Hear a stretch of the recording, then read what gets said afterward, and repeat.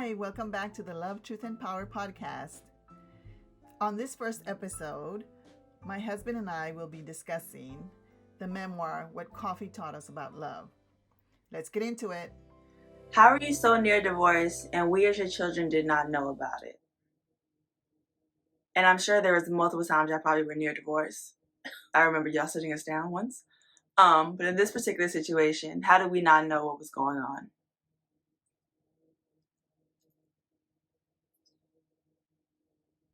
I think, I don't know that we were intentional about it.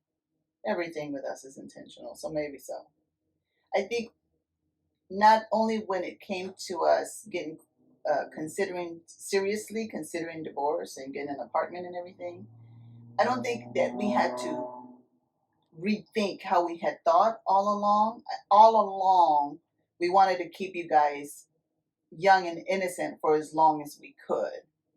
So I think that has always been something that we thought about intentionally.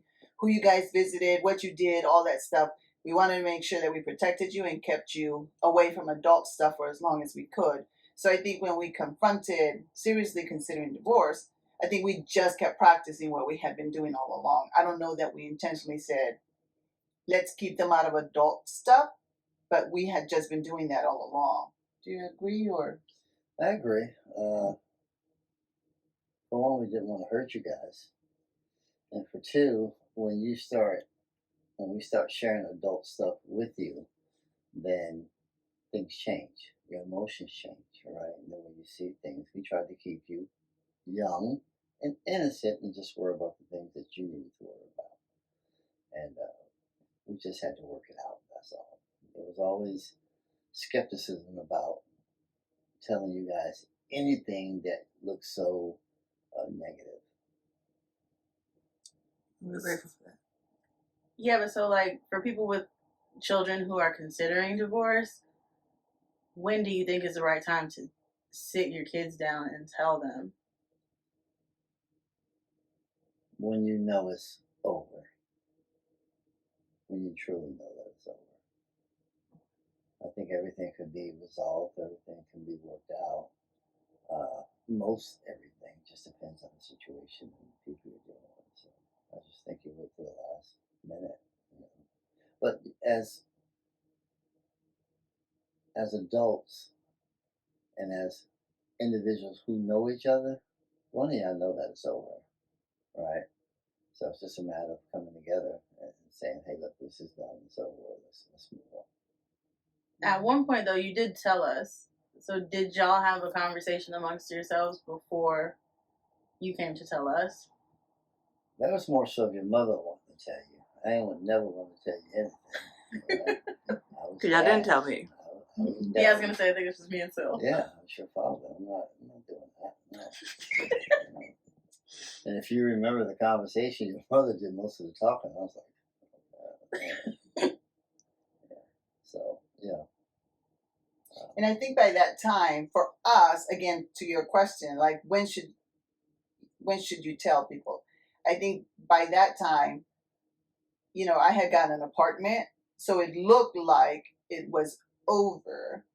But I think the one thing that we always hung on to, which is I think why we weren't sure that that was the right time, is that I still know that Dad, no matter what, wanted to protect me more than the hurt that he was dealing with. And I wanted to protect Dad. So we still cared about each other as people. So that was the only lingering thing, is like there was still nobody else we cared about more than each other. And so that's why it was kind of iffy. But I think for the most part, you guys didn't feel all that had transpired by the time we got there.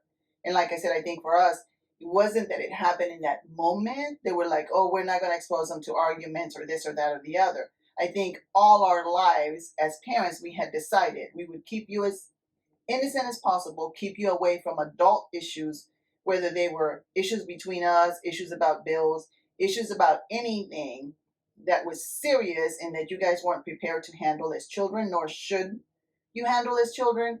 we had decided that we would keep you as innocent as possible and away from adult issues for as long as possible. So once this transpired, I don't think it was an additional thought. I think we just kept doing it like we had committed to doing it all our lives with you guys. Plus, when your mother realized that I wasn't going to pay for her apartment, she decided to change. It's also That's a way to do it. It's also interesting because we also weren't kids though. Like, I think I was 18. Still had to be 22. Yeah, but we still practice the same Yeah. thing, Right. right? To this day. I'm gonna say to this day. Yeah, that's what I'm Still saying. don't know. Y'all could have been more open, you know what I'm saying? Because we weren't kids, but the fact that you weren't, still very grateful for. Yeah. Okay, so y'all got married when you were 20 and 26. And some people say you don't really know yourself until you're 30. What do you think about that statement? That you don't know yourself? Like maybe y'all got married too young because you don't really know yourself at 20 and 26. You should have waited until you were older. Do you agree or disagree, or why? I disagree with that. Your journey is your journey. And as you evolve, you change. Right? As responsibility comes, you change. It's going to change the way you live. And again, I'm 61. Still getting to know myself. Right? Things change. You have challenges. You grow. You self-reflect. At 30, no one's looking to self-reflect. You're already in the rat race. You're already in the grind. You probably got a young family. You're not self-reflecting. Right? You don't know yourself yet because you haven't been challenged in life.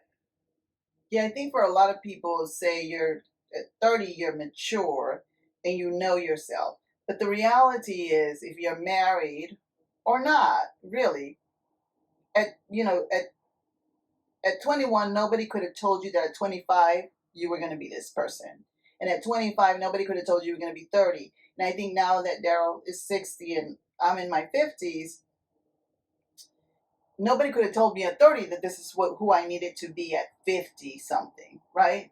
So I think, and the other thing is that your life as a young person also plays a lot into your maturity, right? So circumstances that you don't anticipate show up, and then you either rise to the occasion to be the person that you need to be at that age, or you flounder and you learn. So I think that's just, I think people want to feel like at 30, oh, I really knew myself then. But I can tell you that at 18, you can ask somebody at 16, I knew who I was. At 16, what I valued then, I value now. That hasn't changed very much. Circumstances change. And then my partner comes into my life, and then I have to respond. And again, I respond based on the age that I'm at. I don't think, again, and I don't think that had we waited till we were 30, some kind of magical thing was going to happen where we knew each other better. No, I don't think there was any magic anything at 30. Right? I think had we waited, we probably would have been set more in our ways and more difficult to make compromise. We had more responsibility than we ever had in our life. Right. Correct. So you had 3 kids. Right. Yeah. So, yeah. It's a process. It's a journey. Yeah, I didn't need 10 more years to be more set in my ways. I think now, like with talk shows and social media and TikTok, the practice of vulnerability is popular now. But how did you know that was the key then when you guys were going through your struggle? It wasn't as like popular and out there. Correct. It's a process that I had to learn, that I had to be humbled and forced into, and that's the truth. And I think the thing that did it for me is that I was tired of being strong. So people say, women should be strong, people should be strong, all this stuff. The only way you get to strength is if you're always under some type of pressure, right? And nobody should be living their life like that. And strength sometimes, like they say, it comes from fear. So for me, vulnerability was literally something that I had to that God had to teach me. I had to be humbled, and nothing that I went into willingly. But yeah, I think sometimes with women, they can be more in tune with their emotions. So, Dad, you specifically, how did you come to vulnerability when dealing with y'all's issues? That's a good question. Mine's or hers? Yours, for men, because men usually are known to not be vulnerable or tapped into their feelings. So, how did you get there in this situation? Christ.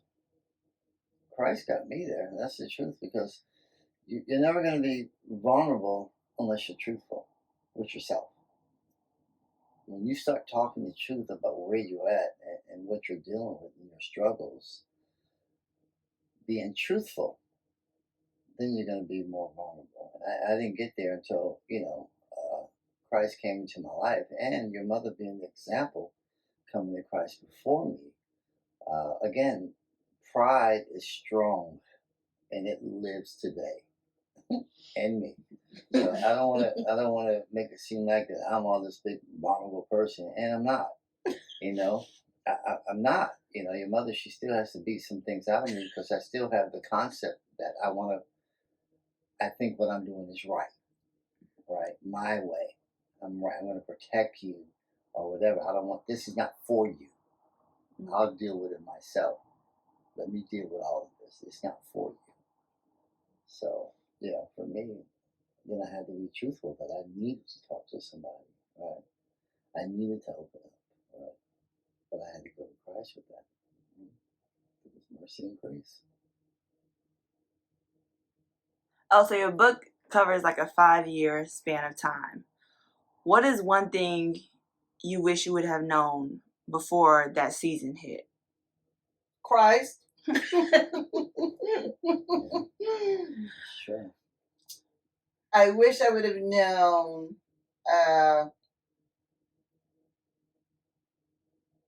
Christ, because that's the only way I came to know peace. That's the only way I came to know the word righteousness versus being right. I think we're always the ego. I think I would have loved to have known how present my ego and my pride were, and how much that informed everything, how I move, all that stuff. I also wish, to be transparent, I wish I would have known how my trauma impacted how I showed up, right? I wish I would have known that. I wish I would have connected those dots. Your childhood trauma? My childhood trauma. How my childhood trauma impacted how I was showing up as a person in my marriage, how I moved, how much that really informed who I was. And I thought, because, I moved away from that, I moved away from my home, I moved away from my childhood, whatever stuff, I thought I was good. I wish I would have known that. I think for me, when I look at hindsight and I go back, that I knew the difference from being righteous and self-righteous. Mm-hmm. So, trust me, it's a difference. And that's where the pride comes in. We can talk about it all day long. The other thing, too, is that I wish I would have knew more about Mom's background. I did know some, but again, you're looking at two people that's from two different worlds, right? And us being single and coming together, we didn't know how different we were until we came together, right? So I wish I would have known more about her background and looked into it more and listened more. Same thing here. I think I should have opened up more about some of the things that not only that I enjoyed, that I went through, that struggles, whatever the case may be, but we should indulge in each other's past upbringing more. But even if you knew, like I said, you knew something, but tying it together in how she shows up. Correct. Mm-hmm. It's a lot now. You're talking about two different people from different parts of the world, mm-hmm. that were raised totally different. But when you're dating, right, and you're seeing each other, we ain't talking about all that. we hanging out, we having a good time until the big R comes, right? Responsibility. So before that, we're having a great time. Well, and I think what was different for us too, though, we did talk about approaching marriage from a very real perspective. I wasn't thinking, oh, I can't wait to get in the white dress and life's going to be great. Right. I think we talked a lot about our differences, how that was going to impact church, our faith, our money, or how we were going to raise kids. We talked about all of that before we got married. So I think we did have some hard conversations, but I think the reality of what you prepare for and when it actually happens Absolutely. shows up different. Yeah, we had conversations until it came. It's like, what? Yeah. What you doing that for? Yeah. Ain't how that go. We ain't doing that. Yeah. But in So, some ways, some of those conversations did help us. absolutely. Like, faith. We Faith, talked the about faith. girls. Yeah. How important it was to me, Mhm. how he was a heathen, it wasn't that important to him. And we said, when we have children, it's going to be important that they go to church with me. And so he agreed with that before we got married. And that way, by the time you guys were born, we didn't even have children when we talked about it. We weren't even married then, but I think some of those conversations did help us not have to then bring up these conversations later. Okay, that has already been decided even before you guys were born. Yeah, I think that I just wanted you guys in church. I didn't care because I was raised in the church, but it was like I wasn't practicing. So I just wanted them in the church because you're going to make your decisions when you get older, as you did. Anyway. I think it was a long season, and of course, you had to get to forgiveness, and you both needed forgiveness. How did you know, for both of you, when you had truly forgiven?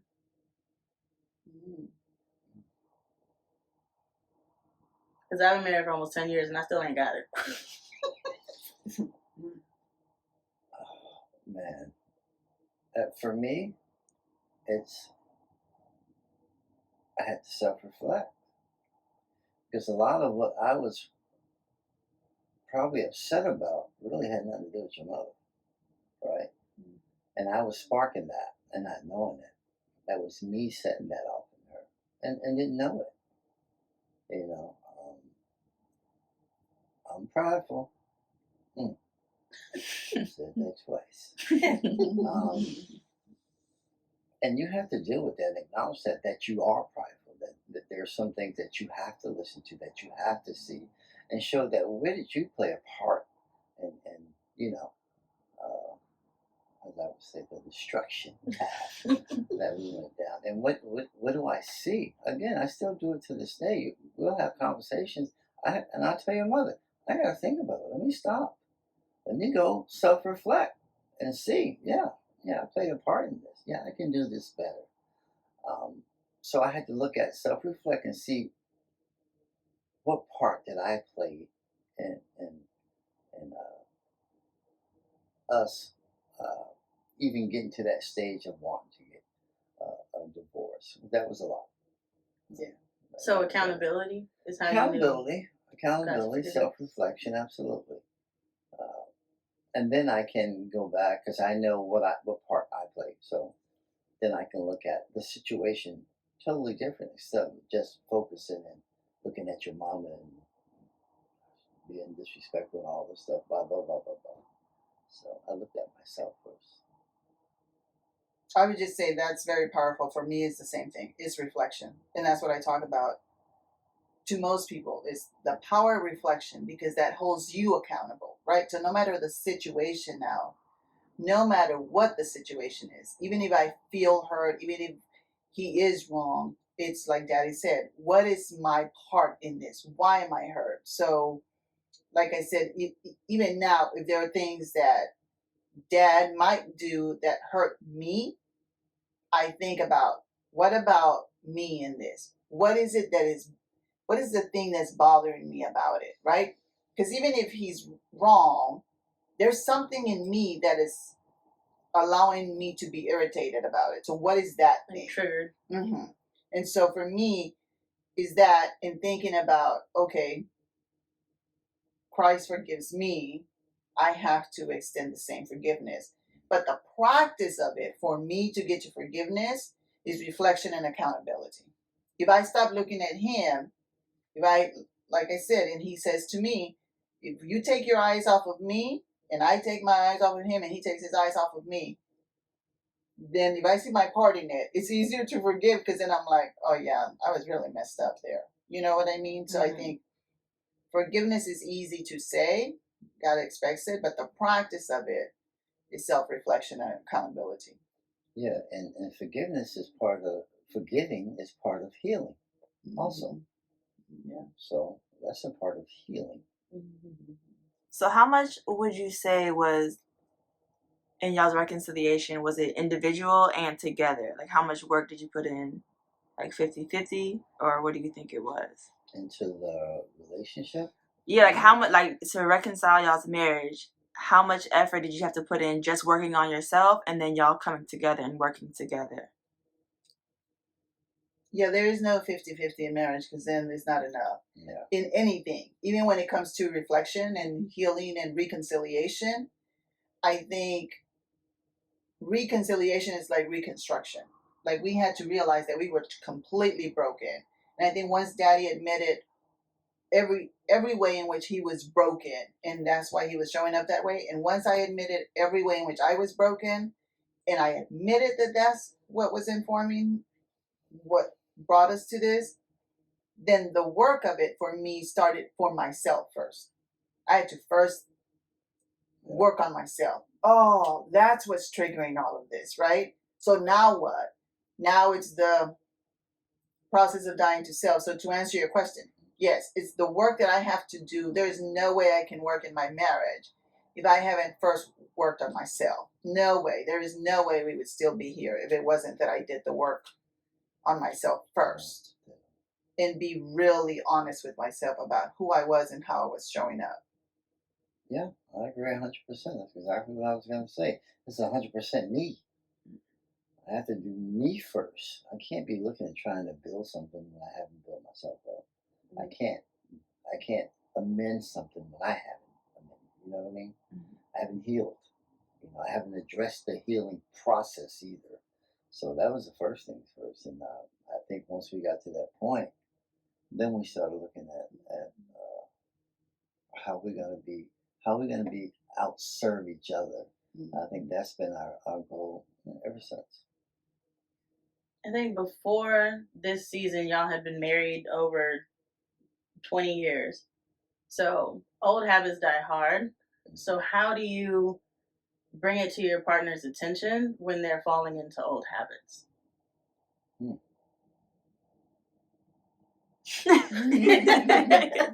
He's laughing because we were just talking about this yesterday and we said, we're getting out of the practice of what brought us healing. So for example, just a simple thing, but it became an important thing, was dating.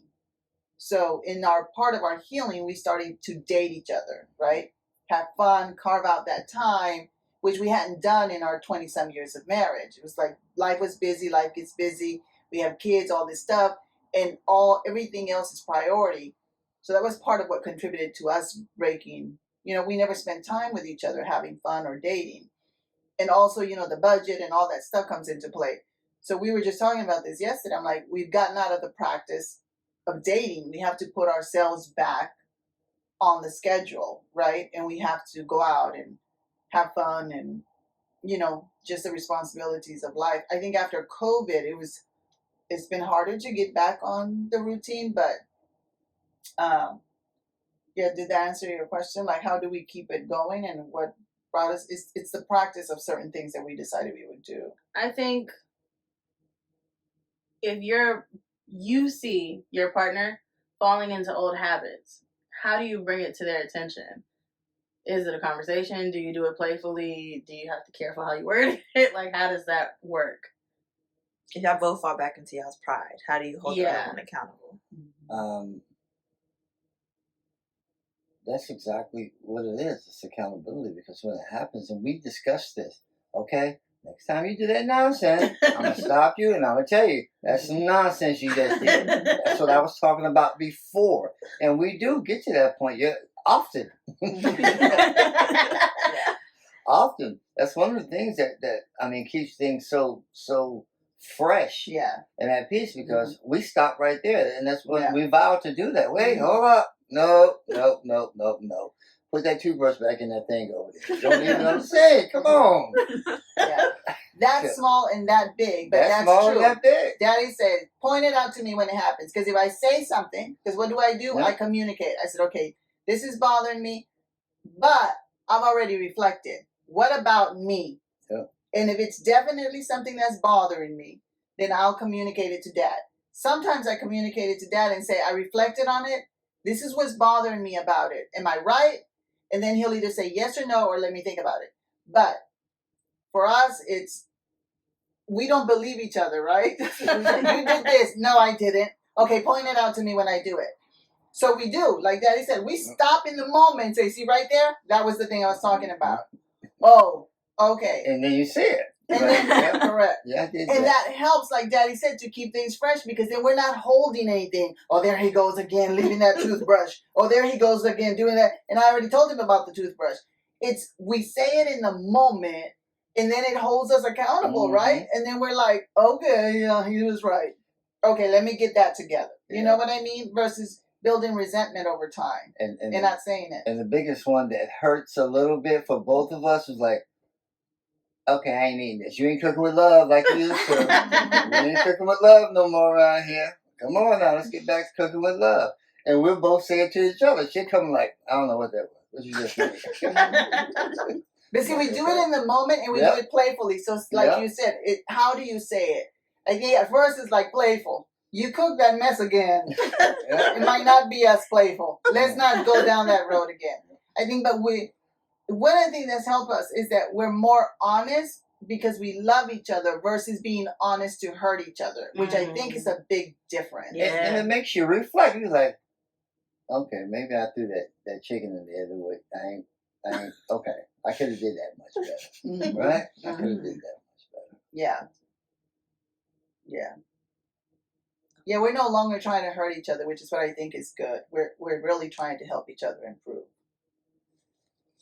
I need good food. So the book is called What Coffee Taught Me About Love. Does it have to be coffee? No, definitely not. But for me, that's what it took. But why? Why did it take coffee? Yeah, what about coffee helped you practice? So other people might have something else. It doesn't have to be coffee, but for you. So for me, again, I always say I might be the only woman who felt like she was going to pass out from serving coffee. Again, I want to be clear that it's not because Daddy wasn't deserving of it, most worthy of it. And who's not worthy of a cup of coffee? But my pride was that big that I'm like, no, if I serve, what does that say about me? What am I going to look like? And my pride flares up. So I think it doesn't have to be coffee, but that's the thing that did it for me is getting up early, making a fresh pot of coffee, learning how to make coffee, and taking the steps to go upstairs, serve Dad coffee how he wanted it versus me not wanting to do it at first.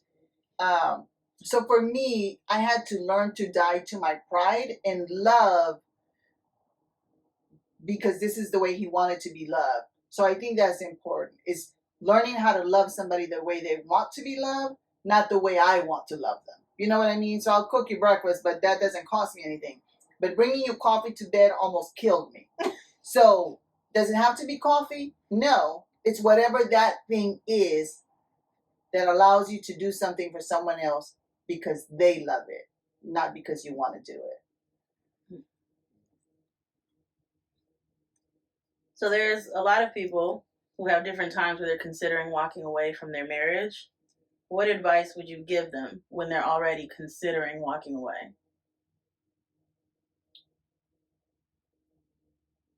Come to Christ. That means you're not there yet. You're not there yet. You're not there. Counseling helps. It's not like the old days, right? You guys you're fast paced. You're moving, right? You guys come together quick. nowadays. I mean, me and your mother, we came together quick. But we've learned a lot. We've been through a lot. We've been down. It's still a journey. It's still a journey. But again, if you come to Christ and see what the Bible calls for you to do as a man, I'm going to speak in that perspective, it'll change the way that you treat your spouse and the way you treat your woman, right? And the things that you're supposed to be doing. Are you doing those things? You know, for me, you got to go back to what you did to get her. Speaking from a man perspective, I can't stop dating you. I can't stop buying you the things that I want to buy for you, that I want to buy for you. Well, You know, I can't stop taking you out. You know, I can't stop doing those things. I got to keep that fire going. You got to keep that fire going. When that fire is getting dim, then you have to, again, I've been saying it this whole video, self-reflect. What am I missing? What did I stop doing? You know, what does she see in me now? Now, the pastor said a great thing today. We were talking about Jacob. And the Lord asked him, who do you say you are? And he's trying to give his name and everything. No. And I thought that was a self-reflection of, who do you say you are? How do you see yourself? Right? Because we get caught up in a whole lot of stuff today. But you got to stop and realize and understand that. Well, what did you do? Again, that's just my take on it. For me, if you're close to the end, one of the very poignant things for me was, am I trying to leave the marriage, or am I trying to end the hurt? And they're not one and the same, right? So many times we want to quit because we're hurt. That's a good one. Not because we're done with the person. So, you know, we went through a lot of different things, but for me, I knew that he was a man of character. And and all the small things that seem insignificant, like he always opens the door for me. He always makes sure that my gas is gassed up. My car is gassed up no matter what time I come in or what time I leave. Those things that matter to me, he would take care of all the time. In good seasons, bad seasons, drought seasons, it didn't matter. And so when I was hurt by him, or in the moment, I was just trying to end the hurt. I wasn't trying to end the marriage. But it felt like the only way I'm going to end the hurt is if I end the marriage. But the reality is, for me, again, to answer your question, with practice, is that in that moment when it was hardest to love him, is when I started serving coffee, is when I started loving him, whether I felt loved by him or not.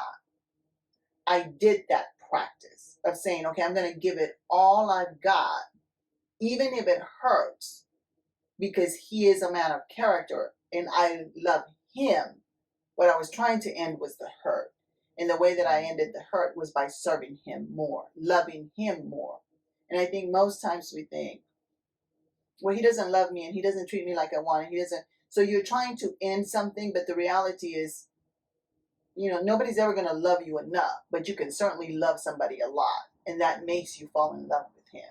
So for me, I would ask yourself that question. Is, are you trying to end the marriage, or are you trying to end the hurt? And if you don't feel loved in the moment, can you practice loving him until it turns around? Humility. Correct. Because God doesn't lie, and it will turn around. And that's that change, right? That's that change, because when you marry somebody, you don't love and all that, you don't see that hurt coming. No, I never in a million years would have thought you would have did that, or that you would hurt me like that. No, let's go back to the way you love me from the beginning. So Daddy had a conversation with you and then said he wasn't in love with you anymore. So how did y'all come back from it when it was kind of like it was just you fighting for it at that time?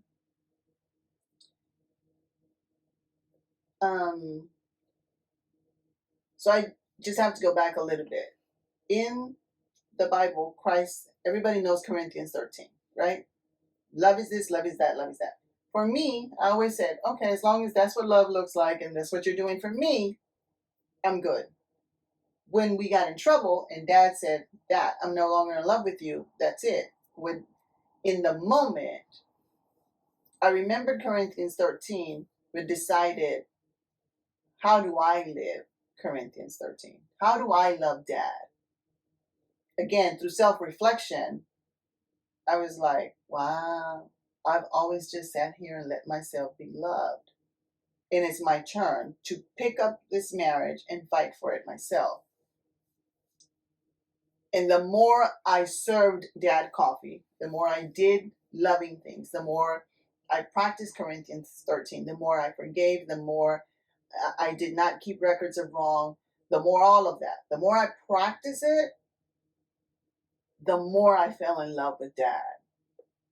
And so for me, it was that. It was like, how do I show him in practice that I love him? And so I started doing that. And then the more I practiced, the more I loved him. And that's what's amazing to me, is that love is not logical. You can't explain it.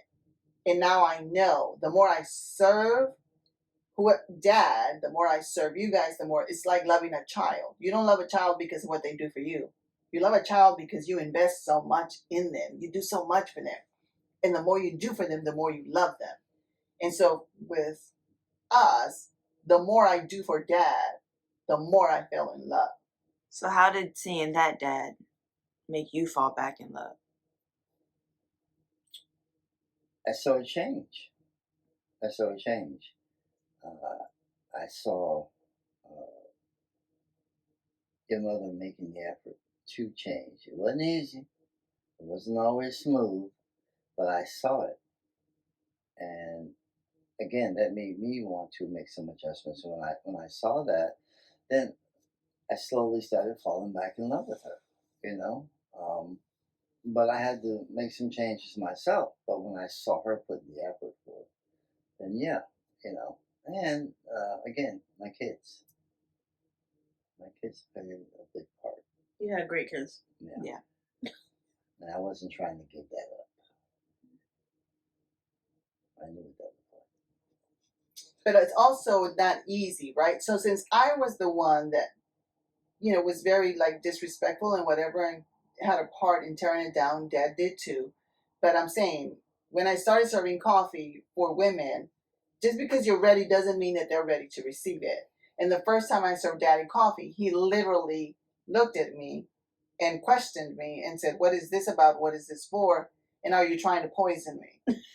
Right? So I'm saying that's what it looked like in our practice. And I just kept serving him coffee. But just because I was ready doesn't mean he was ready to receive it. He had been hurt by then.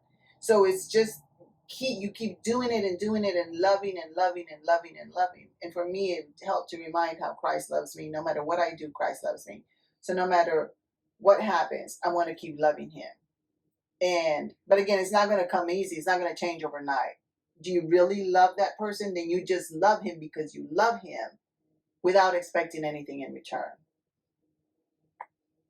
I think in the book,